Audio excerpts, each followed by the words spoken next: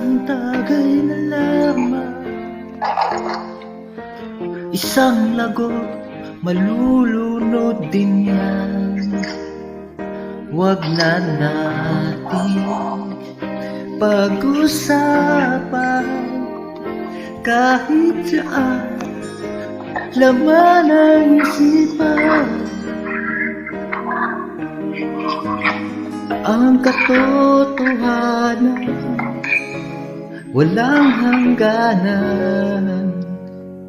Nasaan ang baso't yelo?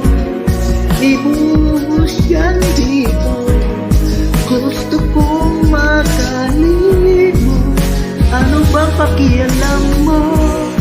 Di ako nasaktan. Sino ang luhaan? Eto't lahat nagbibigay.